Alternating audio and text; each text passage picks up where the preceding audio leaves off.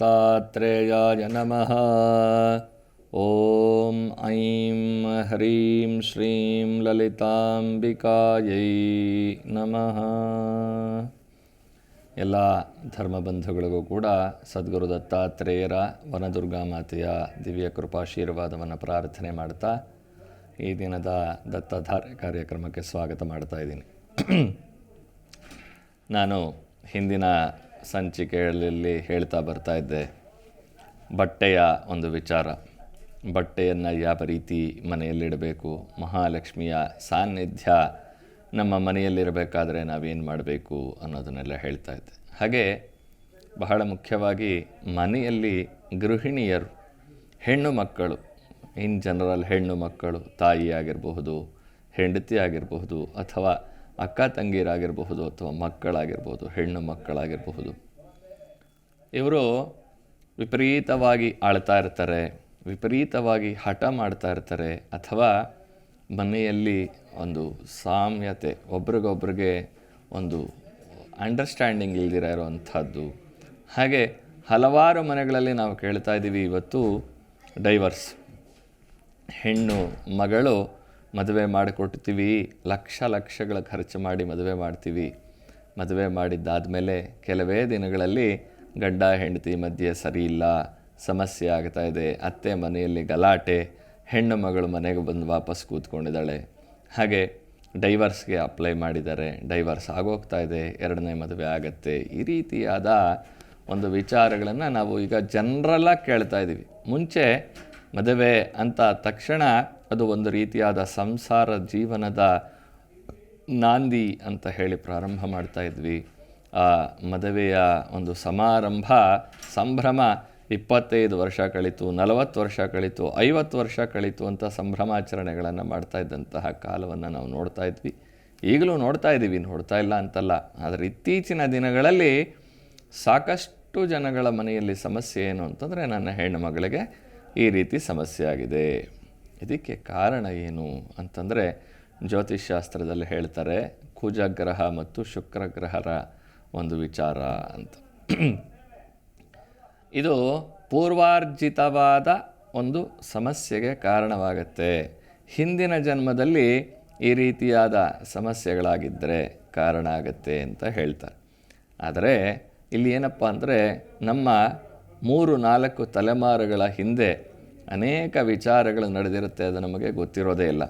ಏನು, ಯಾರೋ ಹೆಣ್ಣು ಮಗಳು ವಿಪರೀತವಾಗಿ ನೊಂದು ಬೆಂದು ತನ್ನ ಜೀವನವನ್ನು ಕಳ್ಕೊಂಡಿರುವಂಥದ್ದು, 60 ವರ್ಷದ ಒಳಗೆ ಏನೋ ಒಂದು ಕಾಯಿಲೆ ಬಂದೋ, ಅಥವಾ ಇನ್ನೇನೋ ಒಂದು ಫ್ರಸ್ಟ್ರೇಷನ್, ವಿಪರೀತವಾದ ಅಸಮಾಧಾನದಿಂದ ಸಾವನ್ನಪ್ಪಿರೋವಂಥದ್ದು. ಹಾಗೆ ಮನೆಯಲ್ಲಿ ಇನ್ನೇನೋ ಸಮಸ್ಯೆ ಆಯಿತು ಅಂತ ಹೇಳಿ ನೇಣುಗಳು ಹಾಕ್ಕೊಂಡ್ಬಿಡೋದು, ಅಥವಾ ನೀರಲ್ಲಿ ಬಿದ್ದು ಸತ್ತು ಹೋಗೋದು, ಅಥವಾ ಬೆಂಕಿ ಅನಾಹುತದಲ್ಲಿ ಸತ್ತು ಹೋಗುವಂಥದ್ದು. ಇಂಥವೆಲ್ಲ ಆದಾಗ ಆ ಮನೆಯಲ್ಲಿ ಈ ಸ್ತ್ರೀ ಶಾಪ ಅನ್ನೋದು ಕಾಡೋಕ್ಕೆ ಶುರುವಾಗುತ್ತೆ. ಸ್ತ್ರೀ ಶಾಪದ ಸಂಕೇತವಾಗಿ ಮನೆಯಲ್ಲಿ ಹೆಣ್ಣು ಮಕ್ಕಳಿಗೆ ಹೊಟ್ಟೆ ಸಂಬಂಧವಾದ ಬಾಧೆಗಳು ಬರುವಂಥದ್ದು, ಅಬಾರ್ಷನ್ಗಳಾಗುವಂಥದ್ದು.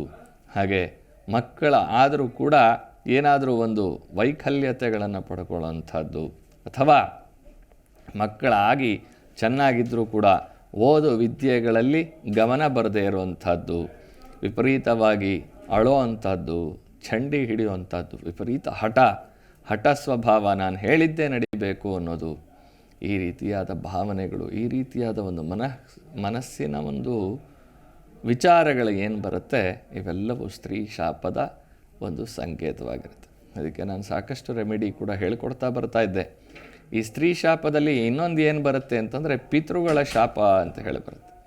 ಈ ಪಿತೃಗಳ ಶಾಪ ಯಾಕೆ ಬರುತ್ತೆ ಅಂತಂದರೆ, ನಮ್ಮ ಪೂರ್ವಜರು ಯಾರು ಹೋಗಿರ್ತಾರೆ ಅವರೆಲ್ಲರೂ ಕೂಡ ಪಿತೃಗಳೇ ನಮಗೆ. ನಮ್ಮ ತಂದೆ ತಾಯಿಯಿಂದ ಪ್ರಾರಂಭ ಆಗುತ್ತೆ ಪಿತೃಗಣ ಅಂತ ಹೇಳಿ. ಆ ಪಿತೃಗಳಿಗೆ ಅನೇಕ ವಿಧವಾದ ಒಂದು ವ್ಯವಸ್ಥೆಗಳಿರುತ್ತೆ. ಹೋದ ನಂತರ ಏನೇನು ಔರ್ಧ್ವದೈಹಿಕ ಕ್ರಿಯೆಗಳು ಅಂತ ಹೇಳ್ತಾರೆ. ಅದನ್ನು ಏನು ಮಾಡಬೇಕು, ಹೇಗೆ ಮಾಡಬೇಕು ಅನ್ನೋದನ್ನು ನಾನು ಮುಂದೆ ತಿಳಿಸ್ತೀನಿ.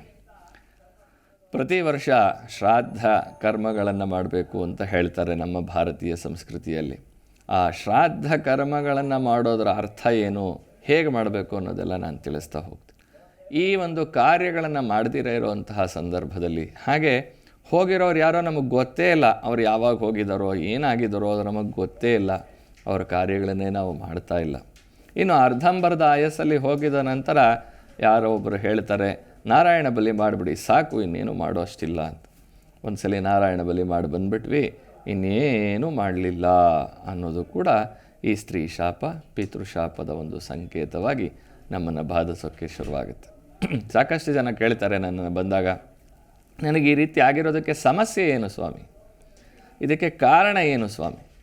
ಈ ಕಾರಣಗಳನ್ನು ನಾನು ಹೇಳ್ತಾ ಕೂತ್ಕೊಂಡ್ರೆ ಇಷ್ಟು ಉದ್ದ ಪಟ್ಟಿ ಬರಿಬೇಕಾಗತ್ತೆ. ನಮಗೆ ಬೇಕಾಗಿರೋದು ಸೊಲ್ಯೂಷನ್ನೇ ಬಿಟ್ಟು, ಜ್ವರ ಬಂದಿದೆ, ಆ ಜ್ವರ ಬಂದಿರೋದಕ್ಕೆ ಕಾರಣ ಏನು? ಸೊಳ್ಳೆ ಕಚ್ಚಿತು ಅಂತನೋ ಅಥವಾ ವಾಟರ್ ಇನ್ಫೆಕ್ಷನ್ ಆಯಿತು ಅಂತನೋ ಇನ್ನೊಂದು ಬಂತು ಅಂತನೋ ಹೇಳ್ಕೊಂಡು ಕೂತ್ಕೊಳ್ಳೋದು ಬಿಟ್ಟು, ಆ ಜ್ವರ ಬಂದಿರೋದಕ್ಕೆ ಪರಿಹಾರ ಮಾರ್ಗವನ್ನು ನೋಡ್ಕೊಳ್ಳೋ ಅಂಥದ್ದು ಬಹಳ ಮುಖ್ಯವಾಗಿರುತ್ತೆ. ಅಂತಹ ಪರಿಹಾರ ಮಾರ್ಗಗಳನ್ನು ನಾನು ಇವತ್ತು ನಿಮಗೆ ತಿಳಿಸ್ತಾ ಹೋಗ್ತೀನಿ. ಮನೆಯಲ್ಲಿ ಸಾಲದ ಬಾಧೆ ಆಗುವಂಥದ್ದು, ಮನೆ ಕಟ್ಟಕ್ಕೆ ಪ್ರಾರಂಭ ಮಾಡಿದ್ರೆ ಅರ್ಧಕ್ಕೆ ನಿಂತು ಹೋಗೋದು, ಮತ್ತು ಮನೆಯಲ್ಲಿ ಏನೇ ಮಾಡಿದ್ರೂ ಕೂಡ ಒಂದು ಅಸಮಾಧಾನದ ವಾತಾವರಣ ಇರುವಂಥದ್ದು. ಒಬ್ರಿಗೊಬ್ರಿಗೆ ಏನು ಮಾಡಿದ್ರೂ ಸರಿ ಹೋಗೋದಿಲ್ಲ. ಈ ಕಡೆ ಒಬ್ಬರ ಮುಖ ಉತ್ತರ, ಒಬ್ಬರ ಮುಖ ದಕ್ಷಿಣ, ಇನ್ನೊಬ್ಬರ ಮುಖ ಪೂರ್ವ, ಇನ್ನೊಬ್ಬರ ಮುಖ ಪಶ್ಚಿಮ, ಇರೋದು 4 ಜನ, 4 ಜನನೂ 4 ದಿಕ್ಕಲ್ಲಿ ಓಡಾಡೋ ಅಂಥದ್ದು. ಗಂಡ ಹೆಂಡತಿ ಮಕ್ಕಳಲ್ಲಿ ಅನ್ಯೋನ್ಯತೆಯೇ ಇಲ್ಲದೆ ಇರೋವಂಥದ್ದು. ಮೊದಲನೇದಾಗಿ ಸಂಸ್ಕಾರವನ್ನು ಕಲಿಸೋದಕ್ಕೆ ನಾವು ಚಿಕ್ಕ ಮಕ್ಕಳಿಂದಲೇ ಪ್ರಾರಂಭ ಮಾಡಬೇಕು. ಹಾಗೆ ಮನೆಯಲ್ಲಿ ಕೂಡ ಅನೇಕ ವಿಧವಾದ ಪಾತ್ರೆ ಪಡಗಗಳಿಂದ ಹಿಡಿದು ಅಡಿಗೆ ಮನೆಯಿಂದ ಬಚ್ಚಲ ಮನೆ, ರೂಮು, ಹಾಲು, ದೇವರ ಕೋಣೆ, ಮನೆಯ ಮುಂಭಾಗ ಎಲ್ಲವೂ ಕೂಡ ನಮ್ಮ ಜೀವನದ ಶೈಲಿಯ ಒಂದು ಸಂಕೇತವಾಗಿರುತ್ತೆ. ತಂದೆ ತಾಯಿಗಳ ಪಿತೃಶಾಪದ ಒಂದು ಸಂಕೇತವಾಗಿ ನಾವು ಹೇಳ್ತೀವಿ ವಾಸ್ತು ದೋಷ ಅಂತ. ವಾಸ್ತು ದೋಷ ಏನಕ್ಕೆ ಬರುತ್ತೆ ಅಂತಂದರೆ, ನಮ್ಮ ಹಿಂದಿನ ಪಿತೃಶಾಪದ ಪರಿಣಾಮವಾಗಿ, ಸ್ತ್ರೀ ಶಾಪದ ಪರಿಣಾಮವಾಗಿ ಬರ್ತಾ ಇರುತ್ತೆ. ಯಾವುದೋ ಒಂದು ಒಳ್ಳೆ ಕಡೆ ವ್ಯಾಪಾರ ಮಾಡ್ತಾ ಇರ್ತೀವಿ, ಸಡನ್ನಾಗಿ ಅಲ್ಲಿ ಫ್ಲೈಓವರ್ ಬಂದುಬಿಡುತ್ತೆ, ನಮ್ಮ ಅಂಗಡಿ ಮುಂದಗಡೆ ಯಾರೂ ಓಡಾಡ್ದಿರ ಇರೋ ಹಾಗಾಗುತ್ತೆ. ಅಂದರೆ ಅದಕ್ಕೆ ಕಾರಣ ನಮ್ಮ ಜನ್ಮದ ಪೂರ್ವಜರ ಒಂದು ಶಾಪದ ಸಂಕೇತವಾಗುತ್ತೆ. ಇಂಥದ್ದನ್ನೆಲ್ಲ ಪರಿಹಾರ ಮಾಡ್ಕೊಳ್ಳೋದಕ್ಕೆ ಬಹಳ ವಿಶೇಷವಾಗಿ ನಾನು ಮೊನ್ನೆಯ ಸಂಚಿಕೆಯಲ್ಲಿ ಕೂಡ ಹೇಳಿದ್ದೆ, ರುದ್ರಯಾಮಳ ತಂತ್ರದಲ್ಲಿ ದತ್ತಾತ್ರೇಯರನ್ನು ಆರಾಧನೆ ಮಾಡಿದ್ರೆ ಇಂತಹ ಒಂದು ಪೂರ್ವ ಜನ್ಮದ ಮತ್ತು ಪೂರ್ವಜರ ಶಾಪಗಳೆಲ್ಲವೂ ಕೂಡ ನಿವಾರಣೆ ಆಗುತ್ತೆ ಅಂತ ಹೇಳಿ ಶಿವ ಪಾರ್ವತಿಗೆ ಹೇಳಿರುವಂತಹ ಒಂದು ತಂತ್ರ ದತ್ತಾತ್ರೇಯ ಮೂಲಮಂತ್ರ ಹೋಮ ಅಂತ. ದತ್ತಾತ್ರೇಯ ಮೂಲಮಂತ್ರ ಜಪವನ್ನು ಮಾಡಿಕೊಂಡು ಆ ಹೋಮವನ್ನು ಮಾಡುವಂತಹ ಕಾರ್ಯಕ್ರಮ ನಮ್ಮ ದತ್ತಪೀಠದಲ್ಲಿ ಪ್ರತಿ ಪೌರ್ಣಮಿ ಬಹಳ ವಿಶೇಷವಾಗಿ ನಡೆಯುವಂಥದ್ದು. ಈಗ ಶನಿವಾರ 24ನೇ ತಾರೀಕು ಮಾಘ ಶುದ್ಧ ಪೌರ್ಣಮಿ, ಭರತ ಹುಣ್ಣಿಮೆ ಅಂತ ಕೂಡ ಕರೀತಾರೆ. ಆ ಭರತ ಹುಣ್ಣಿಮೆಯ ದಿನದಲ್ಲಿ ನಾವು ದತ್ತಾತ್ರೇಯ ಮೂಲಮಂತ್ರ ಹೋಮವನ್ನು ಮಾಡೋದ್ರಿಂದ, ನಾವಂತೂ ಮನೆಯಲ್ಲಿ ಮಾಡೋಕ್ಕಾಗಲ್ಲ, ಒಬ್ಬ ಪುರೋಹಿತರನ್ನು ಕರೆಸಿ ನಾವು ಬೇಕಾಗಿರೋ ಸೌಲಭ್ಯವನ್ನು ಮಾಡ್ತೀವಿ ಅಂತಂದರೆ ಮನೆಯಲ್ಲಿ ಕೆಳಗಡೆ ಟೈಲ್ಸ್ ಹಾಕಿರ್ತೀವಿ, ನೆಲಕ್ಕೆ ಸುತ್ತ ಒಳ್ಳೊಳ್ಳೆ ಪೇಂಟ್ ಹಾಕಿರ್ತೀವಿ, ಅಲ್ಲಲ್ಲೇ ಮರದ ಒಂದು ಶೋಕೇಸ್ಗಳನ್ನು ಮಾಡಿರ್ತೀವಿ, ಇಂಟೀರಿಯರ್ ಡೆಕೋರೇಷನ್ಸ್ ಮಾಡಿರ್ತೀವಿ. ಮನೆಯಲ್ಲಿ ಆಗ್ತಿರೋಂತಹ ಸಂದರ್ಭ ಏನು ಮಾಡಬೇಕು ಅಂತ ತಿಳಿಸ್ತೀನಿ. ಒಂದು ಕಾಲ್ ತೊಗೊಳ್ಳೋಣ. ಯಾರು ಕಾಲ್ ಮಾಡ್ತಾ ಇದ್ದಾರೆ? ಹಲೋ. ನಮಸ್ತೆ ಗುರುಗಳೇ. ನಮಸ್ತೆ, ಹೇಳಿ ಗುರುಜಿ. ನಾವು ನಮ್ಮ ಅಣ್ಣವ್ರ ಬಗ್ಗೆ ಕೇಳಬೇಕಾಗಿತ್ತು. ಎಲ್ಲಿಂದ ಮಾತಾಡ್ತಾ ಇದ್ದೀರಪ್ಪ? ಗುರುಗಳೇ, ನಾವು ಮಂಡ್ಯ ಜಿಲ್ಲೆ ಶ್ರೀರಂಗಪಟ್ಟಣ ತಾಲೂಕು ಟಿ ಮುತ್ತೂರಿಂದ. ಹೇಳಪ್ಪ, ಏನು ಕೇಳಬೇಕಾಗಿತ್ತು? ಗುರುಜಿ, ಅವ್ರ ಎಂಗೇಜ್ಮೆಂಟ್ ಆಗಿ ಕಿತ್ತೋಗಿ 9 ವರ್ಷ ಆಯ್ತು. ಗೋವಿಂದ. ಇನ್ನು ಯಾವ್ದು ಕಂಕಣ ಬಲ ಕೂಡ ಬಂದಿಲ್ಲ. ಅದ್ರ ಬಗ್ಗೆ ಕೇಳಬೇಕಾಗಿತ್ತು ಗುರುಗಳೇ. ಡೇಟ್ ಆಫ್ ಬರ್ತ್ ಏನಪ್ಪ? ಗುರುಗಳೇ, 11/2/1989, 10:00 ರಾತ್ರಿ, ಶನಿವಾರ. ಸರ್ಪದೋಷದ ಸಂಕೇತಪ್ಪ, ಇದನ್ನು ಬೇರೆ ಏನೇನೂ ಅಲ್ಲ. ನಾಗಪ್ಪನಿಗೆ ಪ್ರಾರ್ಥನೆ ಮಾಡಿಕೊಂಡು ಪ್ರತಿನಿತ್ಯ ಅಶ್ವತ್ಥಕಟ್ಟೆಗೆ ಹೋಗಿ ನಮಸ್ಕಾರ ಮಾಡ್ತಾ ಬರಲಿ. ನಾಳೆ ಪೌರ್ಣಮಿಯ ದಿನ ದತ್ತಾತ್ರೇಯ ಮೂಲಮಂತ್ರ ಹೋಮ ಇದೆ. ಆ ಹೋಮ ಸೇವೆಯಲ್ಲಿ ಭಾಗವಹಿಸಿ ಅಲ್ಲಿ ಬಂದು ದತ್ತಾತ್ರೇಯರಿಗೆ ಭಿಕ್ಷೆಯನ್ನು ಸಮರ್ಪಣೆ ಮಾಡಿ ತೀರ್ಥಸ್ನಾನ ಮಾಡಿಸ್ಕೊಳ್ಳಿ. ಖಂಡಿತವಾಗಲೂ ದತ್ತನ ಅನುಗ್ರಹದಿಂದ ಈ ಏಪ್ರಿಲ್ ಕಾಲದ ನಂತರ ಅನುಕೂಲ ಆಗುತ್ತಪ್ಪ. ಏನು ಯೋಚನೆ ಮಾಡೋದು ಬೇಡ, ಒಳ್ಳೆಯದಾಗಲಿ. ಮತ್ತೊಂದು ಕರೆ ಬರ್ತಾ ಇದೆ, ನೋಡೋಣ. ಹಲೋ. ಹಲೋ ಹಲೋ ಹೇಳಿಮ್ಮ. ಹಲೋ ಸ್ವಾಮಿ. ಹೇಳಿಮ್ಮ. ಸ್ವಾಮಿ, ಕೋಲಾರ ಜಿಲ್ಲೆಯಿಂದ ಮಾತಾಡ್ತಿರೋದು. ಹೇಳಮ್ಮ, ಏನು ಕೇಳಬೇಕಿತ್ತು? ನಮ್ದು ಮನೆ ಬಗ್ಗೆ ಕೇಳ್ಬೇಕಿತ್ತು ಸ್ವಾಮಿ. ಮನೆ ಕಟ್ಟಕ್ಕೆ ಆಗ್ತಾ ಇಲ್ಲ. ನಾವು ಮನೆ ಕಟ್ಟಬೇಕಾಗಿದೆ. ಸೈಟ್ ತಗೊಂಡಿದೀವಿ, ಮನೆ ಕಟ್ಟಕ್ಕೆ ಆಗ್ತಿಲ್ಲ ಸ್ವಾಮಿ. ಸೈಟ್ ಇದೆಯಾ? ಸೈಟ್ ಇದೆ ಸ್ವಾಮಿ, ಏನೋ ಬರೀ ಜಗಳಗಳು ಅದು ಇದು, ಆ ಕಟ್ಟಕ್ಕೆ ಆಗ್ತಾ ಇಲ್ಲ. ಆ ಸೈಟಿಂದ ಸ್ವಲ್ಪ ಮಣ್ಣನ್ನು ತೊಗೊಂಡು ಬನ್ನಿ. ನಮ್ಮ ದತ್ತಪೀಠದಲ್ಲಿ ಪೌರ್ಣಮಿಯ ದಿನ ತೊಗೊಂಡು ಬನ್ನಿ. ನಾನು ಅದನ್ನು ಪ್ರಾರ್ಥನೆ ಮಾಡಿ ಏನು ಮಾಡಬೇಕು ಅಂತ ಹೇಳಿಕೊಡ್ತೀನಿ. ಅದರಂತೆ ಮಾಡಿ 21 ದಿನದಲ್ಲಿ ನಿಮಗೆ ಅನುಕೂಲತೆಗಳು ಕಾರಣಕ್ಕೆ ಶುರುವಾಗತ್ತಮ್ಮ. ಒಳ್ಳೆಯದಾಗಲಿ ತಾಯಿ. ಹೀಗೆ ಈ ನಮ್ಮ ದತ್ತಪೀಠದಲ್ಲಿ ನಡೆಯುವಂತಹ ದತ್ತಾತ್ರೇಯ ಮೂಲಮಂತ್ರ ಹೋಮ ಇದಕ್ಕೆಲ್ಲ ಬಹಳ ವಿಶೇಷವಾದ ಫಲವನ್ನು ಕೊಡುವಂಥದ್ದು. ಮದುವೆ ಆಗಿಲ್ಲ ಅಂದರೂ ಕೂಡ, ಮಕ್ಕಳು ವಿದ್ಯಾಭ್ಯಾಸದಲ್ಲಿ ಕೊರತೆ ಇದೆ ಅಂದರೆ, ಹಾಗೆ ಮಕ್ಕಳು ಆಗದೆ ಮದುವೆ ಆಗಿ ಮಕ್ಕಳೇ ಆಗ್ತಾ ಇಲ್ಲ ಅನ್ನೋದಕ್ಕೆ ಕಾರಣ ಕೂಡ ಈ ಒಂದು ಸ್ತ್ರೀ ಶಾಪದ ಮತ್ತು ಪೂರ್ವಜರ ಶಾಪ ಇರುತ್ತೆ. ಈ ಎಲ್ಲ ಶಾಪಗಳ ನಿವಾರಣೆಗೆ ಬಹಳ ಒಳ್ಳೆಯ ಪರಿಹಾರ ದತ್ತಾತ್ರೇಯ ಮೂಲಮಂತ್ರ ಹೋಮ. ಇಲ್ಲಿ ಪ್ರತಿನಿತ್ಯ ಕೂಡ ದತ್ತನ ಸೇವೆ ನಡೀತಾ ಇರುತ್ತೆ. ದತ್ತಾತ್ರೇಯ ಮೂಲಮಂತ್ರ ಹೋಮದ ಜಪ ನಡೀತಾ ಇರುತ್ತೆ. ಆ ತಿಂಗಳಲ್ಲಿ ಮಾಡಿರುವಂತಹ ಜಪದ ಸಂಖ್ಯೆಯ ದಶಾಂಶ ಅಂತ ಹೇಳ್ತಾರೆ, 10 ಭಾಗದಷ್ಟು ಹವಿಸ್ಸನ್ನು ಕೊಡುವಂತಹ ಒಂದು ವಿಶೇಷವಾದ ಕಾರ್ಯಕ್ರಮ ಅದು ದತ್ತಾತ್ರೇಯ ಮೂಲಮಂತ್ರ ಹೋಮ. ಈ ಸಂದರ್ಭದಲ್ಲಿ ಏನೇನು ಮಾಡಬೇಕು ಅನ್ನೋದನ್ನು ತಿಳಿಸ್ತೀನಿ. ಯಾರೋ ಕರೆ ಮಾಡ್ತಾ ಇದ್ದಾರೆ. ಹಲೋ ಹಲೋ, ಹೇಳಿ. ನಮಸ್ಕಾರ ಗುರುಜಿ. ನಮಸ್ತೆ, ಹೇಳಿಮ್ಮ. ಇಲ್ಲ, ಮೈಸೂರಿಂದ ಮಾತಾಡ್ತಾ ಇದ್ದೀವಿ ಗುರುಜಿ. ಸರಿ, ಹೇಳಿ ತಾಯಿ, ಏನು ಕೇಳಬೇಕಿತ್ತಮ್ಮ? ಇದು ಗುರುಜಿ ಏನಂತಂದ್ರೆ, ನಮ್ಮ ಮನೆಯಲ್ಲಿ ನಮ್ಮ ಗಂಡ ಹೆಂಡತಿಗೆ ಡೈಲಿ ಜಗಳ ಗುರುಜಿ. ನೆಮ್ಮದಿನೇ ಇಲ್ದೆ ಇದೆ ಗುರುಜಿ. ಅವರು ತುಂಬಾ ಹಿಂಸೆ ಕೊಡೋದು, ನಾನ್ ಬಿಡೋ ಹಾಕಿಲ್ಲ, ಇರೋ ಹಾಕಿಲ್ಲ, ಆ ತರ ಪರಿಸ್ಥಿತಿ. ಮಕ್ಕಳು ಎಷ್ಟು ಜನ ತಾಯಿ? ಮಕ್ಕಳು ಏನ್ ಮಾಡ್ಬೇಕು ಗುರುಜಿ? ಮಕ್ಕಳು ಎಷ್ಟು ಜನ ಅಮ್ಮ ನಿಮಗೆ? ಏನ್ ಗುರುಜಿ? ಮಕ್ಕಳು ಎಷ್ಟು ಜನ ನಿಮಗೆ? ಒಬ್ಳೆ ಮಗಳು ಗುರುಜಿ. ಮಗಳು. ನಾನು ಇವಾಗ ಏನು ಹೇಳ್ತಾ ಇದ್ದೀನಿ? 8 ತಿಂಗಳು ಗುರುಜಿ. ನಾನು ಇವಾಗ ಏನು ಹೇಳ್ತಾ ಇದ್ದೀನಿ ಅದೇ ಸಮಸ್ಯೆ. ಆ ಸಮಸ್ಯೆಗೆ ಪರಿಹಾರ ಮನೆಯಲ್ಲಿ ದೇವಿಯನ್ನು ಪ್ರಾರ್ಥನೆ ಮಾಡಿಕೊಂಡು 9 ರೂಪಾಯಿಗಳನ್ನು ಇಟ್ಟು ನಿತ್ಯ ಲಲಿತಾ ಸಹಸ್ರನಾಮ ಕೇಳ್ತಾ ಬನ್ನಿ ತಾಯಿ. ಮಾತಿಗೆ ಮಾತು ಬೆಳೆಸೋದು ಬೇಡ, ಅದರ ಬದಲು ಲಲಿತಾ ದೇವಿಯನ್ನು ಪ್ರಾರ್ಥನೆ ಮಾಡ್ಕೊಳ್ಳಿ. ಆಟೋಮೆಟಿಕ್ಕಾಗಿ ಗಂಡ ಹೆಂಡತಿ ಸರಿ ಹೋಗ್ತೀರಿ, ಆತಂಕ ಪಡಬೇಡಿ. ಒಳ್ಳೆಯದಾಗಲಿ. ಇನ್ನೊಂದು ಕರೆ ಬರ್ತಾ ಇದೆ, ನೋಡೋಣ. Hello hello hello. T V ನೋಡ್ಕೊಂಡು ಮಾತಾಡಬೇಡಿ. ಟಿ ವಿ ನೋಡ್ಕೊಂಡು ಮಾತಾಡಿದ್ರೆ ಕರೆ ಕಟ್ಟಾಗತ್ತೆ. ಈ ಸಂದರ್ಭದಲ್ಲಿ ದತ್ತಾತ್ರೇಯರ ಒಂದು ಪಾದುಕೆಯ ಪ್ರಸಾದವನ್ನು ನಾನು ಮನೆಗೆ ಯಾರು ಸೇವೆಯಲ್ಲಿ ಭಾಗವಹಿಸ್ತೀರಿ ಅವರಿಗೆ ನಾನು ದತ್ತಾತ್ರೇಯರ ಪಾದುಕೆಯನ್ನು ಕೊಡ್ತೀನಿ. ಈ ದತ್ತಾತ್ರೇಯ ಮೂಲಮಂತ್ರ ಹೋಮಕ್ಕೆ ನೀವೇನು ಮಾಡಬೇಕಪ್ಪ ಅಂತಂದರೆ, ನೀವು ಕರೆ ಮಾಡಿ ಸಮಯ ಮತ್ತು ಅಲ್ಲಿ ಯಾವ ರೀತಿಯಲ್ಲಿ ಬರಬೇಕು ಅನ್ನೋದನ್ನು ತಿಳ್ಕೊಳ್ಳಿ. ಹಾಗೆ ಬರುವಾಗ ದತ್ತಾತ್ರೇಯರಿಗೆ ಭಿಕ್ಷೆಯನ್ನು ಸಮರ್ಪಣೆ ಮಾಡುವಂಥದ್ದು. ಆ ಭಿಕ್ಷೆಯನ್ನು ಸಮರ್ಪಣೆ ಮಾಡೋದು ಹೇಗೆ ಅನ್ನೋದನ್ನು ಕೂಡ ನೀವು ಕರೆ ಮಾಡಿದ್ರೆ ತಿಳಿಸ್ಕೊಡ್ತಾರೆ. ಯಾವ ರೀತಿಯಾದ ಭಿಕ್ಷೆಯನ್ನು ಸಮರ್ಪಣೆ ಮಾಡಬೇಕು, ಹೇಗೆ ಮಾಡಬೇಕು ಅನ್ನೋದು ಒಂದು ಕ್ರಮ ಇರುತ್ತೆ. ಆ ಕ್ರಮದಲ್ಲಿ ತೊಗೊಂಡು ಬಂದು ಸುಮ್ಮನೆ ಅಯ್ಯೋ ಭಿಕ್ಷೆ ಹೇಳಿದಾರಲ್ವಾ, ದಾರಿನಲ್ಲಿ ಹೋಗ್ಬಿಟ್ಟು ಒಂದು ಎಣ್ಣೆ ಪ್ಯಾಕೆಟ್ ತೊಗೊಂಡು ಹೊಟ್ಟೋಗೋಣ ಅಲ್ಲ. ನಮ್ಮ ಮನೆಯಲ್ಲಿ ಆಗಿರೋಂತಹ ದೋಷಗಳು, ನಮ್ಮ ಮನೆಯಲ್ಲಿ ಆಗುವಂತಹ ದೋಷಗಳೇನಿದೆಯೋ ಆ ದೋಷಗಳು ನಮ್ಮನ್ನು ಬಾಧೆ ಕೊಡ್ತಾ ಇರುತ್ತೆ. ಆ ಬಾಧೆಗಳನ್ನೆಲ್ಲ ನಿವಾರಣೆ ಮಾಡು ಅಂತ ಹೇಳಿ ಮನೆಯಲ್ಲಿ ಮೊದಲು ನಮ್ಮ ಮನೆಯ ದೇವರನ್ನು ಪ್ರಾರ್ಥನೆ ಮಾಡಿಕೊಂಡು ಆ ನಂತರ ದತ್ತಾತ್ರೇಯರ ಬಳಿ ಬರಬೇಕಾಗತ್ತೆ. ಮನೆಯಲ್ಲಿ ಲೈಸೆನ್ಸ್ ತೊಗೊಳ್ಬೇಕಾಗತ್ತೆ.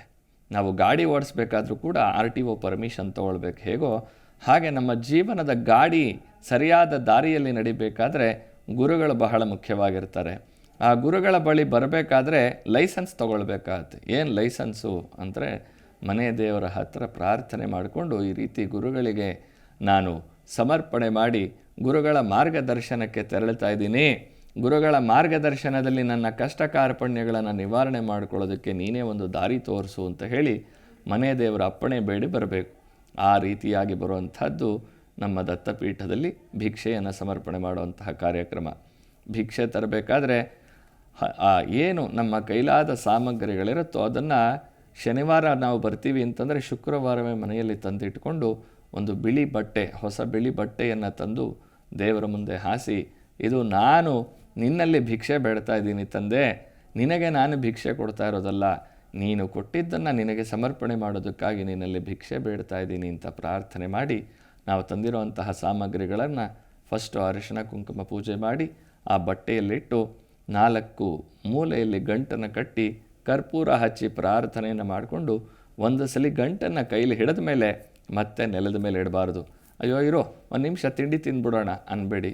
ತಿಂಡಿ ತಿಂತೀರೋ, ತೀರ್ಥ ಕುಡಿತೀರೋ, ಇನ್ನೊಂದು ಮಾಡ್ತೀರೋ, ಎಲ್ಲ ನಿಮ್ಮ ಕೆಲಸಗಳನ್ನು ಮುಗಿಸ್ಕೊಂಡು ದೇವರ ಮುಂದೆ ಕೂತ್ಕೊಂಡು ಪ್ರಾರ್ಥನೆ ಮಾಡಿ ಈ ಗಂಟನ್ನು ಕಟ್ಟಿದ ನಂತರ ಸೀದಾ ತಗೊಂಡು ನಮ್ಮ ದತ್ತಪೀಠಕ್ಕೆ ಬರಬೇಕು. ಬರುವಂತಹ ಸಂದರ್ಭದಲ್ಲಿ ಆ ಗಂಟು ಭಾರವಾಗಿರುತ್ತೆ, ಮೈಯೆಲ್ಲ ಬೆವರುತ್ತಾ ಇರುತ್ತೆ, ಹೊರಡಬೇಕಾದ್ರೆ ಗಾಡಿ ಪಂಚರ್ ಆಗುವಂತಹ ಸಾಧ್ಯತೆಗಳಿರುತ್ತೆ, ಏನೋ ಒಂದು ಅಡ್ಡಿ ಬರುತ್ತೆ, ಸಡನ್ನಾಗಿ ಯಾರೋ ಕಾಲ್ ಮಾಡಿಬಿಟ್ಟು ಇವತ್ತು ಅರ್ಜೆಂಟಾಗಿ ಬನ್ನಿ ನಿಮಗೆ ಕೆಲಸ ಕೊಡ್ತೀವಿ ಅಂತಾರೆ. ಇವೆಲ್ಲವೂ ನಡೆಯುತ್ತೆ. ನಮಗೆ ಯಾವುದು ಆದ್ಯತೆ ಬೇಕೋ ಅದನ್ನು ನಾವು ಆಯ್ಕೆ ಮಾಡ್ಕೊಳ್ಬೇಕಾಗತ್ತೆ. ನಿನ್ನೆಯ ಒಂದು ಇನ್ಸ್ಟೆನ್ಸ್ ಹೇಳ್ತೀನಿ. ಒಬ್ಬರಿಗೆ ಹೀಗೆ ಮದುವೆ ಆಗದಿರೋಂತಹ ಸಂದರ್ಭ, ಅವ್ರಿಗೊಂದು ಪರಿಹಾರ ಕಾರ್ಯವನ್ನು ಹೇಳಿದ್ದೆ. ಅದಕ್ಕೆ ಮೊದಲನೇದಾಗಿ ಹೆಣ್ಣು ಮಗಳ ಅಡ್ಡಿ ಬಂದರೆ ಏನು ಮಾಡಲಿ ಅಂತ ಪ್ರಶ್ನೆ ಮಾಡಿದ್ರು. ಅಡ್ಡಿ ಬರೋದಿಲ್ಲ, ಆತಂಕ ಪಡಬೇಡಿ ಬನ್ನಿ ಅಂತಂದೆ. ಅಡ್ಡಿ ಬರಲಿಲ್ಲ. ಸರಿ, ನಮಗೆ ಸಾಯಂಕಾಲ ಬಂದರೆ ಲೇಟ್ ಆಗಿಬಿಡುತ್ತೆ, ಹೊರಡಕ್ಕೆ ಲೇಟ್ ಆಗಿಬಿಡುತ್ತೆ, ನಾವು ಬೆಳಿಗ್ಗೆನೇ ಬರ್ತೀವಿ, ಬೆಳಗ್ಗೆ ಪ್ರಸಾದ ಕೊಡಿ ಅಂದರು. ಅದಿರೋದು ಪ್ರೊಸೀಜರ್ ಇರೋದು ಸಾಯಂಕಾಲ ಪ್ರಸಾದ ಕೊಟ್ಟರೆ ಒಳ್ಳೆಯದಾಗತ್ತೆ ಅಂತ ಪ್ರೊಸೀಜರ್ ಇದ್ದರೆ ನಾವು ಬೆಳಗ್ಗೆನೇ ಬಂದುಬಿಡ್ತೀವಿ, ಪ್ರಸಾದ ಕೊಡಿ ಅಂದರೆ ಹೇಗೆ ಸಾಧ್ಯ? ನಮಗೆ ಊಟದ ವ್ಯವಸ್ಥೆ ಮಾಡ್ತೀವಿ ಮಧ್ಯಾಹ್ನ 12 ಗಂಟೆಗೆ ಅಂತಂದರೆ ಬೆಳಗ್ಗೆ 7 ಗಂಟೆಗೆ ಬಂದುಬಿಡ್ತೀನಿ, ನಂಗೆ ಊಟ ಕೊಟ್ಬಿಡಿ ಅಂತಂದರೆ ಹೇಗೆ ಸಾಧ್ಯ? ಆದರೂ ಕೂಡ ಆಯಿತು ನಿಮ್ಗೆ ಯಾವಾಗ ಅನುಕೂಲ ಆಗುತ್ತೋ ಅವಾಗ ಬನ್ನಿ ಅಂತ ಹೇಳಿ ಕಳಿಸ್ದೆ. ಕಡೆಗೆ ಭಗವಂತನ ನಿರ್ಧಾರ ಇತ್ತು, ಅವ್ರಿಗೆ ಬೆಳಗ್ಗೆ ಬರೋಕ್ಕಾಗಲೇ ಇಲ್ಲ. ಸಾಯಂಕಾಲನೇ ಬಂದರು, 9 ಗಂಟೆವರೆಗೂ ಕಾದಿದ್ದು ಪ್ರಸಾದವನ್ನು ತೊಗೊಂಡು ಹೋದರು.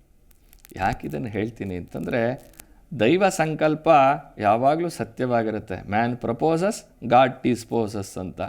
ಹಾಗೆ ನಾವು ಹೊರಡಬೇಕು ಅಂತ ಸಂಕಲ್ಪ ಮಾಡಿದಾಗ ಅದಕ್ಕೆ ನಾನು ಮನೆ ದೇವರ ಅಪ್ಪಣೆ ಬೇಡಬೇಕು ಅಂತ ಕೇಳೋದು. ಯಾಕೆ ಅಂತಂದರೆ ಈ ರೀತಿಯಾದ ಅಡ್ಡಿ ಆತಂಕಗಳನ್ನು ಅವನು ದೂರ ಮಾಡಿ ಗುರುಗಳ ಕಡೆಗೆ ಕಳಿಸ್ಕೊಡ್ತಾನೆ. ಆ ರೀತಿ ಬಂದು ಅಲ್ಲಿ ಹೋಮ ಕಾರ್ಯಕ್ರಮದಲ್ಲಿ ಭಾಗವಹಿಸಿ ನಿಮಗೆ ಸಾಧ್ಯ ಆದರೆ ಹೋಮ ಸೇವೆಯನ್ನು ತಗೊಳ್ಳಿ. ಸೇವೆ ಕಾಣಿಕೆಯನ್ನು ಕೊಟ್ಟು ಪ್ರಾರ್ಥನೆಯನ್ನು ಮಾಡಿಕೊಂಡು ಅಲ್ಲಿ ಬೆಳ್ಳಿ ಪಾದುಕೆಗಳನ್ನು ಕೊಡ್ತೀನಿ ನಾನು. ಯಾರು ಸೇವೆಗೆ ತಗೊಳ್ತಾರೆ ಅವರಿಗೆ ಆ ಸೇವೆ ಪಾದುಕೆಗಳಿಗೆ ಅಲ್ಲೇ ನಾನು ಪೂಜೆಯನ್ನು ಮಾಡೋ ವಿಧಾನವನ್ನು ಕೂಡ ಹೇಳಿಕೊಡ್ತೀನಿ. ಮತ್ತು ನೀವು ಮನೆಯಲ್ಲಿ ಅದೇ ರೀತಿಯಾದ ಪೂಜೆಯನ್ನು ಮಾಡ್ತಾ ಹೋಗ್ತಾ ಇದ್ದರೆ ಈ ಸಂಬಂಧವಾದ ಸಮಸ್ಯೆಗಳೆಲ್ಲ ದೂರ ಆಗೋದರಲ್ಲಿ ಸಂದೇಹವೇ ಇಲ್ಲ. ಇದರ ವಿಚಾರವನ್ನು ಮುಂದಿನ ದಿನಗಳಲ್ಲಿ ನಾನು ಜನಗಳ ಬಾಯಿಂದಲೇ ಅಲ್ಲಿ ಯಾರು ಪೌರ್ಣಮಿ ಪೂಜೆಗೆ ಬಂದು ಭಾಗವಹಿಸಿದರೆ ಅವರ ಕಷ್ಟ ಏನು ಪರಿಹಾರ ಆಗಿದೆ ಅನ್ನೋದನ್ನು ಕೂಡ ನಿಮಗೆ ತಿಳಿಸೋದಕ್ಕೆ ಪ್ರಯತ್ನ ಮಾಡ್ತೀನಿ. ಯಾರೋ ಕರೆ ಮಾಡ್ತಾ ಇದ್ದಾರೆ, ನೋಡೋಣ. ಹಲೋ ಹಲೋ ಹಲೋ ಹೇಳಿ. ಗುರುಗಳೇ, ನಾವು ಹಾಸನಲ್ಲಿ ಮಾತಾಡ್ತಾ ಇರೋದು ಗುರುಗಳೇ. ಹೇಳಮ್ಮ. ಹಾಸನಿಂದ ಮಾತಾಡ್ತಾ ಇದ್ದೀವಿ. ಹೇಳಮ್ಮ, ಏನು ಕೇಳಬೇಕಾಗಿತ್ತು? ನಮಗೆ ಏನು ನೆಮ್ಮದಿನೇ ಇಲ್ಲ ಗುರುಗಳೇ. ಎಷ್ಟು ಏನ್ ಮಾಡಿದ್ರು. ಮನೆ ದೇವ್ರು ಯಾರಮ್ಮ? ಹಲೋ, ಮನೆ ದೇವ್ರು ಯಾರು? ಕರೆ ಕಟ್ಟಾಗಿದೆ ಅನ್ಸುತ್ತೆ. ಮತ್ತೊಂದು ಕರೆ ಬರ್ತಾ ಇದೆ. ಹಲೋ ಹಲೋ, ಹೇಳಿಪ್ಪ. ಅದೇ ನಮ್ದು ರಾಶಿ ಬಗ್ಗೆ ಕೇಳ್ಬೇಕಾಯ್ತು. ನನ್ನ ಬಗ್ಗೆ ನಾನು ಜ್ಯೋತಿಷ್ಯ ಅಲ್ಲಪ್ಪ, ರಾಶಿ ರಾಶಿ ಬಗ್ಗೆ ಕೇಳ್ಬೇಕಾಯ್ತು. ನಾನು ರಾಶಿ ಬಗ್ಗೆ ಹೇಳೋನಲ್ಲಪ್ಪ. ನಿಮ್ಮ ಸಮಸ್ಯೆ ಏನು ಹೇಳಿ ಸಾಕು. ಸಮಸ್ಯೆ ಏನಿಲ್ಲ, ಅದೇ ರಾಶಿ ಬಗ್ಗೆ ಕೇಳಕ್ ಮಾಡಿದೆ. ನಾನು ಭವಿಷ್ಯ ಅಲ್ಲಪ್ಪ, ನಾನು ಭವಿಷ್ಯ ಹೇಳ್ತಾ ಇಲ್ಲ, ಜ್ಯೋತಿಷ್ಯ ಹೇಳ್ತಾ ಇಲ್ಲಪ್ಪ. ಒಳ್ಳೆಯದಾಗಲಿ. ಇಲ್ಲಿ ಬಹಳ ಮುಖ್ಯವಾಗಿ ನಾವು ಮಾಡುವಂತಹ ಕಾರ್ಯಕ್ರಮ, ಮೊದಲನೇದಾಗಿ ನಾವು ಹೋಗಿ ದತ್ತಾತ್ರೇಯ ಮೂಲಮಂತ್ರ ಹೋಮಕ್ಕೆ ಭಾಗವಹಿಸ್ಬಿಟ್ಟಿದ್ದೀವಿ ಬಿಡು, ಎಲ್ಲ ಸರಿ ಹೋಗ್ಬಿಡುತ್ತೆ. ಅಲ್ಲ, ನಾನು ಹೇಳ್ತಾ ಇದ್ದೀನಿ ಯಾವಾಗಲೂ, ಷಡ್ಭಿಹಿ ಮನುಷ್ಯ ಪ್ರಯತ್ನಾಣ ಸಪ್ತಮಂ ದೈವಚಿಂತನಂ. ನಮ್ಮ ಕರ್ತವ್ಯಗಳನ್ನು ನಾವು ಮಾಡಿ ಆನಂತರ ಭಗವಂತನ ಸಹಾಯವನ್ನು ನಾವು ಬೇಡಬೇಕು ಅಂತ. ಫೋನಲ್ಲೆಲ್ಲ ಪರಿಹಾರ ಹೇಳ್ಬಿಡೋಕ್ಕಾಗತ್ತಾ ಅಂತಂದರೆ ಯಾರಿಗೂ ಫೋನಲ್ಲಿ ಪರಿಹಾರ ಸಂಪೂರ್ಣವಾಗಿ ಹೇಳ್ಬಿಡೋಕ್ಕೆ ಸಾಧ್ಯ ಆಗೋದಿಲ್ಲ. ಆ ಸಂದರ್ಭದಲ್ಲಿ ಬರುವಂತಹ ಒಂದು ಏನು ಅವರ ಒಂದು ಸಮಸ್ಯೆ ಇರುತ್ತೆ ಆ ಸಮಸ್ಯೆಗೆ ಫೋನ್ನಲ್ಲಿ ಏನು ನಾನು ಹೇಳಿಕೊಡ್ತೀನಿ ಅದನ್ನು ಅನುಸರಣೆ ಮಾಡೋದ್ರಿಂದ ಖಂಡಿತವಾಗ್ಲೂ ಸ್ವಲ್ಪನಾದರೂ ರಿಲೀಫ್ ಸಿಗ್ತಾ ಹೋಗುತ್ತೆ. ಅದರಲ್ಲಿ ಅನುಮಾನನೇ ಇಟ್ಕೊಳ್ಬೇಡಿ. ದುಡಿದು ತಿನ್ನಬೇಕು, ಖಂಡಿತವಾಗ್ಲೂ ದುಡಿದು ತಿನ್ನಲೇಬೇಕು. ದುಡಿಬೇಕಾದ್ರೆ ದುಡಿದಿದ್ದು ತಿನ್ನೋ ಅಂತಹ ಯೋಗ ಬರಬೇಕಾದ್ರೆ ನಮ್ಮ ಹಿರಿಯರ ಆಶೀರ್ವಾದ ಇರಬೇಕು, ಹಾಗೆ ಮನೆ ದೇವರು ಕುಲದೇವತೆಯ ಅನುಗ್ರಹ ಇರಬೇಕು, ಗುರುವಿನ ಮಾರ್ಗದರ್ಶನ ಇರಬೇಕು. ಅದರ ಬಗ್ಗೆ ಪ್ರತಿಯೊಬ್ಬರೂ ಕೂಡ ಯೋಚನೆ ಮಾಡಬೇಕು. ಅದರಿಂದ ಮನೆಯನ್ನು ಸರಿಯಾಗಿ ಇಟ್ಕೊಳ್ಳೋದ್ರ ಜೊತೆಯಲ್ಲಿ ದತ್ತಾತ್ರೇಯ ಮೂಲಮಂತ್ರ ಹೋಮಕ್ಕೆ ಬಂದು ಭಾಗವಹಿಸಿ ದತ್ತನ ಅನುಗ್ರಹವನ್ನು ಪಡ್ಕೊಂಡು ಅಲ್ಲಿ ತೀರ್ಥ ಸ್ನಾನವನ್ನು ಮಾಡಿಕೊಂಡು ದತ್ತನ ಪ್ರಸಾದವನ್ನು ಮನೆಗೆ ತೊಗೊಂಡು ಹೋಗೋದ್ರಿಂದ ಅನೇಕ ಸಮಸ್ಯೆಗಳ ಬಗೆಹರಿಯೋದ್ರಲ್ಲಿ ಸಂದೇಹವೇ ಇಲ್ಲ. ಯಾರೋ ಕರೆ ಮಾಡ್ತಾ ಇದ್ದಾರೆ, ನೋಡೋಣ. ಹಲೋ ಹಲೋ ಹಲೋ, ಹೇಳಿ ಸರ್. ಹೇಳಿಪ್ಪ, ಏನು ಕೇಳಬೇಕಿತ್ತು? ಅದೇ ಮದುವೆ ಬಗ್ಗೆ ಸ್ವಲ್ಪ ಕೇಳಬೇಕಾಯ್ತು ಸ್ವಾಮಿ. ಎಲ್ಲಿರೋದಪ್ಪ ನೀವು? ಎಲ್ಲಿಂದ ಮಾತಾಡ್ತಾ ಇರೋದು? ನಾವು ಬಂದು ಬೆಂಗಳೂರು ಬಾಣಸ್ವಾಡಿ. ಏನು ಕೇಳಬೇಕಾಗಿತ್ತಪ್ಪ ಮದುವೆದು? ಹಲೋ, ಸುಮಾರು ಕಡೆ ನೋಡ್ತಿದ್ದೇವೆ, ಏನು ಸೆಟ್ ಆಗಲ್ಲ ನಮ್ದು. ಯಾರಿಗೆ ಮದುವೆ ಆಗಬೇಕಾಗಿದೆ? ಮದುವೆ ಯಾರಿಗೆ ಆಗಬೇಕಾಗಿದೆ? ನಮ್ಗೆ ಗುರುಜಿ. ನಿಮಗೇನಾ? ನಿಮ್ಮ ಡೇಟ್ ಆಫ್ ಬರ್ತ್ ಏನು? 1997. ಡೇಟ್ 2ನೇ ತಾರೀಕು 6ನೇ ತಿಂಗಳು 2ನೇ ತಾರೀಕು. 2ನೇ ತಾರೀಕು 6ನೇ ತಿಂಗಳು. ಆಂಜನೇಯ ಸ್ವಾಮಿಯನ್ನು ಪ್ರತಿ ಶನಿವಾರ ಹೋಗಿ ಆಂಜನೇಯ ಸ್ವಾಮಿ ದೇವಸ್ಥಾನಕ್ಕೆ ನಮಸ್ಕಾರ ಮಾಡ್ತಾ ಬನ್ನಿ. ದತ್ತಪೀಠಕ್ಕೆ ಬಂದು ಅಲ್ಲಿ ಸಂಕಲ್ಪ ಮಾಡಿಕೊಂಡು ಪ್ರಾರ್ಥನೆ ಮಾಡ್ಕೊಳ್ಳಿ, ಖಂಡಿತ ಅನುಕೂಲ ಆಗುತ್ತೆ. ಆತಂಕ ಪಡಬೇಡಿಯಪ್ಪ, ಒಳ್ಳೆಯದಾಗಲಿ. ಮತ್ತೊಂದು ಕರೆ ನೋಡೋಣ. ಹಲೋ ಹಲೋ, ಹೇಳಿ. ಆಂಜನೇಯ ಸ್ವಾಮಿಗೆ ಏನ್ ಮಾಡ್ಬೇಕು ಗುರುಜಿ? ನಮಸ್ಕಾರ ಮಾಡಿ ಅಮ್ಮ. 9 ನಮಸ್ಕಾರಗಳನ್ನು ಮಾಡಿ, ಒಳ್ಳೆಯದಾಗತ್ತೆ. 9 ನಮಸ್ಕಾರ ಮಾಡ್ಲಾ? 9 ವಾರ 9 ನಮಸ್ಕಾರ, ಒಳ್ಳೆಯದಾಗಲಿ. ಇಲ್ಲಿ ದತ್ತನ ಒಂದು ಕೃಪಾಶೀರ್ವಾದವನ್ನು ಪಡ್ಕೊಳ್ಳೋದ್ರ ಜೊತೆಗೆ ಮನೆಯಲ್ಲಿ ನಾನು ಬಹಳ ಮುಖ್ಯವಾಗಿ ಹೇಳುವಂಥದ್ದು, ಮನೆಯಲ್ಲಿ ಅಡಿಗೆಯ ವಿಚಾರ. ಸಾಕಷ್ಟು ಜನ ಅಡಿಗೆಯನ್ನು ಮಾಡಬೇಕಾದ್ರೆ ಆ ಒಲೆ ಮೇಲೆ ಪಾತ್ರೆಯನ್ನು ಇಟ್ಟಿರ್ತೀರಿ. ಪಾತ್ರೆ ಚೆನ್ನಾಗಿ ಅಡುಗೆ ಎಲ್ಲ ಮಾಡಿದ್ದಾಗಿರುತ್ತೆ. ಅಡುಗೆ ಮಾಡಿದ್ದಾದಮೇಲೆ ಆ ಅನ್ನವನ್ನು ಬಡಿಸ್ಕೊಂಡು ಊಟವೂ ಮಾಡಿರ್ತೀರಿ. ಅದಾದಮೇಲೆ ಆ ಅನ್ನದ ಮೇಲೆ ಮುಚ್ಚಿಡೋದೇ ಇಲ್ಲ, ಮರೆತು ಹೋಗ್ತೀರಿ. ಹಾಗೆ ತಪ ತಪ ತಪ ತಿಂದು ಓಡ್ತಾ ಇರ್ತೀರಿ. ಮಕ್ಕಳು ಹೊಟ್ಟೋಗ್ತಾರೆ, ಗಂಡನೂ ಹೊಟ್ಟೋಗ್ತಾರೆ, ನೀವು ಓಡ್ತಾ ಇರ್ತೀರಿ. ಅಡುಗೆ ಮನೆ ಪಾತ್ರೆ ಹೇಗಂದ್ರೆ ಹಾಗೆ ಒಲೆ ಮೇಲೆ ಇರುತ್ತೆ. ಒಲೆ ಮೇಲಿರೋ ಪಾತ್ರೆ ಅಲ್ಲೇ ಇರುತ್ತೆ, ಒಳಗಿರೋ ಪದಾರ್ಥನೂ ಇರುತ್ತೆ, ಮೇಲ್ಗಡೆ ತಟ್ಟೆ ಕೂಡ ಮುಚ್ಚಿರೋದಿಲ್ಲ. ಮತ್ತೆ ತಿರ್ಗಾ ಸಾಯಂಕಾಲವೋ ಮಧ್ಯಾಹ್ನವೋ ಯಾವಾಗ ಓಡಿ ಬರ್ತೀವಿ, ಬೀಗ ತೆಗೆದು ಹಾಗೆ ಆ ಪಾತ್ರೆಯಲ್ಲಿರೋದನ್ನು ಹಾಕ್ಕೊಂಡು ತಿನ್ನಕ್ಕೆ ಶುರು ಮಾಡ್ತೀವಿ. ಇದರಿಂದ ಆಗೋವಂಥ ಸಮಸ್ಯೆ ಏನು? ಮೊದಲನೇದಾಗಿ ಕ್ಲೆನ್ಲಿನೆಸ್ ನಿಮಗೆ ಗೊತ್ತಿದೆ. ಮುಚ್ಚಿಡ್ದಿರ ಇದ್ದರೆ ಮೇಲೇನಾದ್ರು ಧೂಳು ಗೀಳು ಬಿದ್ದರೆ ಅನ್ನೋದು ಒಂದಾದರೆ, ಇನ್ನೊಂದು ಗಾಳಿಯಲ್ಲಿ ಪಾಸಿಟಿವ್ ಮತ್ತು ನೆಗೆಟಿವ್ ಎನರ್ಜಿ ಎರಡೂ ಕೂಡ ಬರ್ತಾ ಇರುತ್ತೆ. ನಕಾರಾತ್ಮಕ ಮತ್ತು ಸಕಾರಾತ್ಮಕ ಶಕ್ತಿಗಳು ಗಾಳಿಯ ಮುಖಾಂತರವಾಗಿ ಎಲ್ಲ ಕಡೆ ಸಂಚಾರ ಮಾಡ್ತಾ ಇರುತ್ತೆ. ನಾವು ಏನು ಮುಚ್ಚಿಟ್ಟಿಲ್ಲ, ಮುಚ್ಚಿಡ್ದಿರ ಇರೋಂತಹ ಪದಾರ್ಥದಲ್ಲಿ ಆ ನೆಗೆಟಿವ್ ಎನರ್ಜಿ ಕೂಡ ಸೇರಿ ಅದನ್ನು ನಾವು ಊಟ ಮಾಡಿದಾಗ ನಮಗೆ ರಾಹು ತತ್ವ ಅಂತ, ಅದು ನಮ್ಮಲ್ಲಿ ಆಕ್ರೋಶವನ್ನು ಉಂಟು ಮಾಡೋಕ್ಕೆ ಶುರು ಮಾಡುತ್ತೆ, ಜಗಳ ಕದನಗಳಿಗೆ ಕಾರಣವಾಗುತ್ತೆ. ಇನ್ನು ಪಾತ್ರೆ, ಅದು ಕೂಡ ಒಂದು ರೀತಿಯಾದ ವಸ್ತು, ಅದರಲ್ಲಿ ಕೂಡ ಒಂದು ದೈವತ್ವ ಇರುತ್ತೆ. ಅಂತಹ ಒಂದು ಪಾತ್ರೆಯನ್ನು ನಾವು ಕುದಿಸಿಟ್ಟಿರ್ತೀವಿ. ಹೇಗೆ ನಾವು ಕೆಲಸ ಮಾಡಿದ ಮೇಲೆ ವಿಶ್ರಾಂತಿ ತಗೊಳ್ಬೇಕೋ ಹಾಗೆ ಆ ಪಾತ್ರೆಗೂ ಕೂಡ ವಿಶ್ರಾಂತಿ ಕೊಡಬೇಕಲ್ವ, ಆ ಒಲೆಗೂ ಕೂಡ ಒಂದು ವಿಶ್ರಾಂತಿ ಕೊಡಬೇಕಲ್ವ. ಒಲೆ ಅನ್ನೋದು ಅದು ಸ್ಟೀಲ್ದೋ ಕಬ್ಬಿಣದ್ದೋ ಅನ್ನೋದಲ್ಲ ಲೆಕ್ಕ. ಅದರಲ್ಲಿ ಅಗ್ನಿ ಸ್ಫುಟ ಆಗುತ್ತೆ. ಅಗ್ನಿ ಇರೋಂತಹ ಜಾಗ ಅದಾಗಿರುತ್ತೆ. ಅಲ್ಲಿಂದ ತೆಗೆದು ಪಾತ್ರೆಯನ್ನು ಸರಿಯಾದ ಒಂದು ನಿಮ್ಮ ಪಕ್ಕದಲ್ಲಿ ಇಟ್ಟು, ಏನು ನೀವು ಮಾಡ್ಕೊಂಡಿರ್ತೀರಿ ಅಡುಗೆ ಕಟ್ಟೆ, ಆ ಕಟ್ಟೆಯಲ್ಲಿ ಇಟ್ಟು ಮುಚ್ಚಿಡೋದ್ರಿಂದ ಆ ಪಾತ್ರೆನೂ ಸಂತೋಷವಾಗಿರುತ್ತೆ, ಆ ಒಳಗಿರುವಂತಹ ಪದಾರ್ಥವೂ ಸಂತೋಷವಾಗಿರುತ್ತೆ, ಹಾಗೆ ಒಲೆ ಕೂಡ ಸಂತೋಷವಾಗಿರುತ್ತೆ. ಒಂದೊಂದು ವಸ್ತುವಿನಲ್ಲೂ ಕೂಡ ಪರಮಾತ್ಮನನ್ನು ನೋಡುವಂತಹ ಒಂದು ಸಂಸ್ಕೃತಿ, ಧರ್ಮ ನಮ್ಮ ಭಾರತೀಯ ಸಂಸ್ಕೃತಿ. ಅಂತಹ ಒಂದು ಧರ್ಮದಲ್ಲಿ ನಾವು ಹುಟ್ಟಿರುವಾಗ, ಅಂತಹ ಒಂದು ಸಂಸ್ಕೃತಿಯನ್ನು ಆಚರಣೆ ಮಾಡೋದು ನಮಗೆ ಗೊತ್ತಿರುವಾಗ, ನಾವು ಮಾಡುವಂತಹ ಸಣ್ಣ ಸಣ್ಣ ಮಿಸ್ಟೇಕ್, ತಪ್ಪುಗಳು ಕೂಡ ನಮ್ಮ ಜೀವನದಲ್ಲಿ ಅನೇಕ ವಿಧವಾದ ಬಾಧೆಗಳನ್ನು ಕೊಡೋಕ್ಕೆ ಶುರುವಾಗುತ್ತೆ. ಈ ಬಾಧೆಗಳನ್ನು ನಿವಾರಣೆ ಮಾಡಿಕೊಳ್ಳೋದಕ್ಕೆ ದತ್ತನ ಮಾರ್ಗದರ್ಶನ ಬಹಳ ಅನುಕೂಲ, ಮಾರ್ಗದರ್ಶನ ಅತ್ಯವಶ್ಯಕ ಕೂಡ. ಅಂತಹ ಒಂದು ದತ್ತನ ಕೃಪಾಶೀರ್ವಾದವನ್ನು ನಾವು ಹಿಂದೆ ಎಲ್ಲ ಮಾಡಿಬಿಟ್ಟಿದ್ದೀವಿ, ವಿಪರೀತವಾಗಿ ತಪ್ಪುಗಳನ್ನು ಮಾಡ್ಕೊಂಡು ಬಿಟ್ಟಿದ್ದೀವಿ. ಆ ತಪ್ಪುಗಳನ್ನು ಇವಾಗ ತಿದ್ಕೊಳ್ಳೋಕ್ಕಾಗೋದಿಲ್ಲ. ಗತಂ ನಶೋಚಯೇತ್ ಪ್ರಾಜ್ಞಃ ಅಂತ ಒಂದು ವಾಕ್ಯ. ಆಗೋಗಿರೋದನ್ನು ಯೋಚನೆ ಮಾಡ್ಕೊಂಡು ಕೂತ್ಕೊಳ್ಳೋದ್ರಲ್ಲಿ ಅರ್ಥ ಇಲ್ಲ. ಮುಂದೆ ಆಗೋದ್ರ ಬಗ್ಗೆ ಯೋಚನೆ ಮಾಡಬೇಕು. ಆಗೋಗಿರೋ ತಪ್ಪುಗಳನ್ನು ಮನ್ನಿಸು ಅಂತ ಕೇಳಿಕೊಳ್ಳದೆ ಈ ಭಿಕ್ಷಾ ವಂದನೆಯ ಕಾರ್ಯಕ್ರಮ. ದತ್ತನಿಗೆ ಭಿಕ್ಷೆಯನ್ನು ಸಮರ್ಪಣೆ ಮಾಡಿ, ಅಪ್ಪ ನಾನು ಈ ಜನ್ಮದಲ್ಲಿ, ಹಿಂದಿನ ಜನ್ಮಗಳಲ್ಲಿ ನಮ್ಮ ಪೂರ್ವಜರು ಯಾರ್ಯಾರು ಏನೇನು ಅಪರಾಧ ಮಾಡಿದರೋ ಆ ಎಲ್ಲ ಅಪರಾಧವನ್ನು ಕ್ಷಮಿಸಿ ಮುಂದೆ ನನ್ನ ಜೀವನದಲ್ಲಿ ನಿನ್ನ ಪಾದಾರವಿಂದದ ಆಶೀರ್ವಾದದಿಂದ ಸುಸೂತ್ರವಾಗಿ ನೆಮ್ಮದಿಯ ಜೀವನವನ್ನು, ಶಾಂತಿಯ ಜೀವನವನ್ನು ನಡೆಸೋದಕ್ಕೆ ಅನುಕೂಲ ಮಾಡಿಕೊಡು ತಂದೆ ಅಂತ ಕೇಳಿಕೊಳ್ಳದೆ ಈ ದತ್ತಾತ್ರೇಯ ಮೂಲಮಂತ್ರ ಹೋಮದ ಒಂದು ಅರ್ಥ. ಅದರಿಂದ ಈ ಮಾಘ ಶುದ್ಧ ಪೌರ್ಣಮಿ ಶನಿವಾರ ಬಹಳ ವಿಶೇಷವಾಗಿ ಮಖ ನಕ್ಷತ್ರ ಕೂಡ ಬಂದಿದೆ. ಎಲ್ಲರೂ ಕೂಡ ಬಂದು ಭಾಗವಹಿಸಿ ದತ್ತನ ಕೃಪೆಯಲ್ಲಿ ಮಿಂದು ಧನ್ಯರಾಗಿ ಅಂತ ಹೇಳಿ ತಿಳಿಸ್ತಾ, ಏನೇ ಸಮಸ್ಯೆಗಳಿರಲಿ ಆ ಸಮಸ್ಯೆಗೆ ಏಕಮೇವಾದ್ವಿತೀಯವಾಗಿರತಕ್ಕಂತಹ ಪರಿಹಾರ, ಶಿವ ಪಾರ್ವತಿಗೆ ಹೇಳಿರುವಂತಹ ಪರಿಹಾರ ದತ್ತಾತ್ರೇಯ ಮೂಲಮಂತ್ರ ಜಪ ಮತ್ತು ಹೋಮ. ಅಂತಹ ಒಂದು ಒಳ್ಳೆಯ ಕಾರ್ಯಕ್ರಮ ನಡೀತಾ ಇದೆ, ಎಲ್ಲರೂ ಭಾಗವಹಿಸಿ ಅಂತ ಹೇಳಿ ತಿಳಿಸ್ತಾ ಇವತ್ತಿನ ಕಾರ್ಯಕ್ರಮಕ್ಕೆ ಮಂಗಳ ಹಾಡ್ತಾ ಇದ್ದೀನಿ. ಓಂ ಶಾಂತಿ ಶಾಂತಿ ಶಾಂತಿ. ಸದ್ಗುರು ದಿವ್ಯಚರಣಾರವಿಂದಾರ್ಪಣಮಸ್ತು.